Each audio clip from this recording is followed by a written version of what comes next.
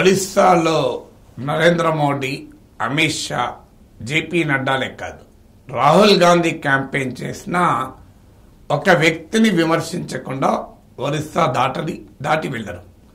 ఆ వ్యక్తి పేరే వికే పాండ్యన్. ఈ పేరు చూస్తేనే అర్థమవుతుంది ఈయన ఒడిస్సా అతను కాదు, పాండ్యన్ తమిళియన్. సో ఒడిస్సా రాజకీయాల్లో ఇప్పుడు కేంద్ర బిందువుగా మారిన ఈ తమిళనాడు వ్యక్తి పాండ్యన్. సో పాండ్యన్ చుట్టూ ఒరిస్సా రాజకీయ డిస్కోర్స్ నడుస్తుంది. నవీన్ పట్నాయక్ ముఖ్యమంత్రి 2000 సంవత్సరంలో చీఫ్ మినిస్టర్ అయ్యాడు. ఇప్పటికి 6వసారి ఇప్పుడు మళ్ళీ ముఖ్యమంత్రి పదవి కొరకు పోటీ పడుతున్నాడు.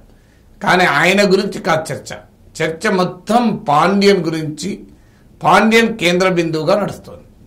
వాస్తవంగా ఒరిస్సాలో బిజు జనతాదళ్ బీజేపీల మధ్య పొత్తు చర్చలు కూడా జరిగాయి. కానీ ఆ పొత్తు చర్చలు పాండ్యన్ దగ్గరే తేలక, పాండ్యన్ రాజకీయ భవితవ్యం విషయం తేలకనే ఆగిపోయాయట. సో ఈ పాండ్యన్ ఎవరు, ఈ కథ ఏంటి చెప్పే ముందు లాస్ట్ ఎలక్షన్స్ గురించి కూడా కొంత చెప్పాలి. లాస్ట్ ఇప్పుడు ఒరిస్సాలో లోక్సభ ఎలక్షన్స్, అసెంబ్లీ ఎలక్షన్స్ కలిసి జరుగుతున్నాయి. లాస్ట్ లోక్సభ ఎలక్షన్స్ లో 8 సీట్స్ బీజేపీ గెలుచుకుంది, 12 సీట్స్ బిజు జనతాదళ్ గెలుచుకుంటే కాంగ్రెస్ 1 సీట్ వచ్చింది. ఇక్కడ లాస్ట్ అసెంబ్లీ ఎలక్షన్ తీసుకుంటే 113 సీట్స్ బిజు జనతాదళ్కి వచ్చాయి. 23 సీట్లు మాత్రమే 23 కాంగ్రెస్కి వచ్చాయి, 23 బీజేపీకి వచ్చాయి, 9 కాంగ్రెస్కి వచ్చాయి. అంటే ఈ ఫిగర్ చూస్తే మీకు అర్థమవుతుంది భారతీయ జనతా పార్టీకి అసెంబ్లీ ఎన్నికల్లో వచ్చిన ఓట్లతో పోలిస్తే పార్లమెంట్ ఎన్నికల్లో ఒకేసారి జరిగినా కూడా గణనీయంగా ఓట్లు పడ్డాయి. అందువల్ల పార్లమెంట్ ఎన్నికలకు అసెంబ్లీ ఎన్నికలకు మధ్య తేడాను ఈ పేద రాష్ట్ర ఓటర్లు కూడా రాజకీయ చైతన్యంతో ప్రదర్శించడం ఇక్కడ విశేషం. ఈసారి పార్లమెంట్ ఎన్నికల్లో తమ ఆధిపత్యాన్ని పెంచుకోవాలని మాత్రమే కాకుండా ఒడిస్సాలో అధికారంలోకి రావటానికి భారతీయ జనతా పార్టీ ఎత్తుగడ వేస్తుంది. సో ఎందుకంటే నార్త్ అండ్ వెస్టర్న్ పార్ట్లో నేను గతంలో కూడా చెప్పాను, బీజేపీకి సాచురేట్ అయిపోయింది. అక్కడ సీట్లు తగ్గడమే తప్ప పెరగవు. సౌత్లో ఒక పెద్ద ప్రయత్నం బీజేపీ చేసినా కర్ణాటకలో పడుతున్న దెబ్బ వల్ల బహుశా సౌత్లో పెంచుకునే స్కోప్ కనబడలేదు.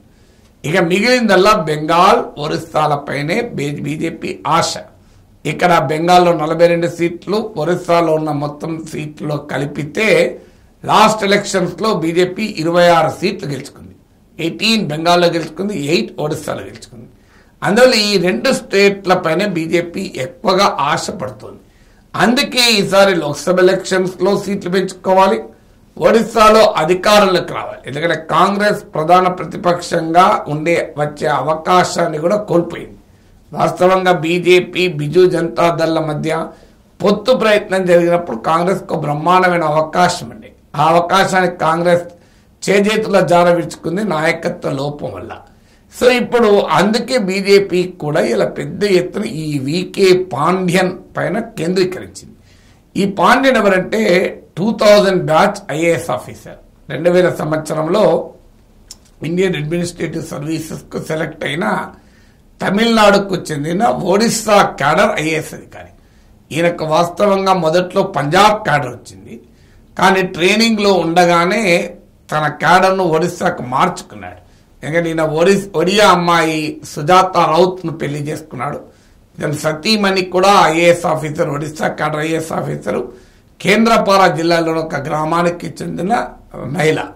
సో అందువల్ల ఒడిస్సాకు కొడుకు కాకపోయినా అల్లుడు అవుతాడు. ఇప్పుడు వికే పాండ్యన్ 2000లో ఐఏఎస్ సెలెక్ట్ అయిన తర్వాత 2011లో నవీన్ పట్నాయక్ ప్రైవేట్ సెక్రటరీగా చేరాడు. సో ఈ నవీన్ పట్నాయక్ వారసులు లేరు, మనకు తెలుసు. ఆయన బ్రహ్మచారి కనుక ఆయన వారసులు లేవు. ఆయన 77 ఇయర్స్, 77 ఏళ్ల వయస్సు. అందువల్ల ఆయన వారసుడు అనేది ఇక నెక్స్ట్ ఎలక్షన్స్ కు నవీన్ పట్నాయక్ యాక్టివ్ గా ఉంటాడన్న గ్యారంటీ లేదు. అందువల్ల ఆయన ఎవరిని వారసులుగా ప్రకటిస్తారన్నది ఆసక్తిగా ఉండేది. నా వారసులు ఎవరు, మీ వారసులు ఎవరు అన్నప్పుడల్లా నవీన్ పట్నాయక్ ఒరిస్సా ప్రజలే నిర్ణయించుతారో అని చెప్పేవాడు. సో సడన్ గా ఈ వికే పాండ్యన్ ప్రాబల్యం పెరిగింది. మొదలు అడ్మినిస్ట్రేషన్ లో పెరిగింది, 2011లో ప్రైవేట్ సెక్రటరీగా ఎంటర్ అయిన వికే పాండ్యన్ అనతి కాలంలోనే నవీన్ పట్నాయక్ మా దృష్టిని ఆకర్షించగలిగాడు ఆయన ఎఫిషియన్సీ ద్వారా. దాంతో ఆయన పొలిటికల్ అడ్మినిస్ట్రేటివ్గా యాక్టివ్ కావడమే కాకుండా 2014-2019 ఎలక్షన్స్ను స్ట్రాటజైజ్ చేయడంలో నవీన్ పట్నాయక్ విజయాన్ని సాధించి పెట్టడంలో కీలక పాత్ర పోషించాడు. దాంతో అసలు ప్రతిపక్షాలు వికే పాండ్యన్ ఒక రాజ్యాంగేతర శక్తిగా నవీన్ పట్నాయక్ ప్రభుత్వంలో ఉన్నాడు అంటూ ఇప్పటిదాకా విమర్శించారు. ఇక ఆ వికే పాండ్యన్ 50వ ఏట వాలంటరీ రిటైర్మెంట్ తీసుకొని నేరుగా రాజకీయాల్లోకి దిగి బిజు జనతాదళ్లో చేరిపోయారు. బిజు జనతాదళ్ 40 మంది స్టార్ క్యాంపెయిన్ లిస్ట్ ఎన్నికల కమిషన్కి ఇస్తే నవీన్ పట్నాయక్ పేరు తర్వాత సెకండ్ పేరు వికే పాండ్యన్ ఉంది. సో ఇక రాజ్యాంగేతర శక్తిన విమర్శలు పోయి ఇక అవుట్ సైడర్ నాన్ ఒడియా రాజకీయాలు శాసిస్తాడా, నవీన్ పట్నాయక్ రాజకీయ వారసుడు అవుతాడా, ముఖ్యమంత్రి అవుతాడా, ఇది ఒడియా అస్మిత, ఒడియా ఆత్మగౌరవాన్ని అవమానించడం అంటూ బీజేపీ మొదలుపెట్టింది. ఎందుకంటే బీజేపీకి ఒక ఆయుధంగా మారిపోయి నవీన్ పట్నాయక్ను ఎదుర్కోవడం అంత సులభం కాదు కనుక ఇప్పుడు వికే పాండ్యన్ పైన తుపాకీ పెట్టి నవీన్ పట్నాయక్ కాల్చే పని బీజేపీ చేస్తోంది. ఎందుకంటే ఒడిశా ఆ రాష్ట్రమే భాష ప్రాతిపదికగా ఏర్పడిన రాష్ట్రం. అలాంటి భాష ప్రాతిపదికగా ఏర్పడిన రాష్ట్రంలో ఒడియాయేతరుడు ఎలా ముఖ్యమంత్రి అవుతాడు, ఎలా రాజకీయ వారసులు అవుతాడు అన్నది ఇప్పుడు బీజేపీ ప్రధాన క్యాంపెయిన్. అందువల్ల ఇలా నవీన్ పట్నాయక్ మళ్ళీ గెలిస్తే వికే పాండ్యన్ బలోపేతం అవుతాడు. వికే పాండ్యన్ ఇక ఆటోమేటిక్గా వారసుడైపోతాడు నవీన్ పట్నాయక్. ఓడిపోతే కూడా వికే పాండ్యన్ పైన దెబ్బ తగులుతుంది. ఓటమే ఎరగని ఇప్పటి వరకు ఆయన మొదటిసారి 2000 సంవత్సరంలో ముఖ్యమంత్రి అయితే 2000లో నవీన్ పట్నాయక్ ఇంతవరకు ఓటమి ఎరగలే. అలాంటి ఓటమి ఎరగని నాయకుడు పాండ్యన్ వల్ల దెబ్బతిన్నాడన్న చెడ్డ పేరు కూడా వస్తుంది. అందువల్ల ఈ ఎన్నికలు పాండ్యన్ కూడా అగ్ని పరీక్షగా మారాయి. అయితే బిజు జనతాదళ్ కౌంటర్ చేస్తుంది. ఒడియా అస్మిత, ఒడియా ప్రజల ఆత్మగౌరవం గురించి మాట్లాడే హక్కు బీజేపీకి లేదు. కర్పూరి ఠాగూర్కు భారతరత్న ఇచ్చారు, చౌదరి చరణ్ సింగ్కు భారతరత్న ఇచ్చారు, కానీ ఒడియా ఐకాన్ అయిన బిజు పట్నాయక్ భారతరత్న ఎందుకు ఇవ్వలేదు అన్నది బిజు జనతాదళ్ కౌంటర్ అటాక్. అలాగే 1817 నాటి పైకా రివోల్ట్, పైకా తిరుగుబాటుకు భారతీయ జనతా పార్టీ ప్రభుత్వం సరైన గుర్తింపు ఇవ్వలేదు అన్నది కూడా బిజు జనతాదళ్ దాడి. అందువల్ల వికే పాండ్యన్ కూడా కౌంటర్ ఇస్తున్నాడు. నేను by birth and Indian, by breath I'm Odia అంటున్నాడు.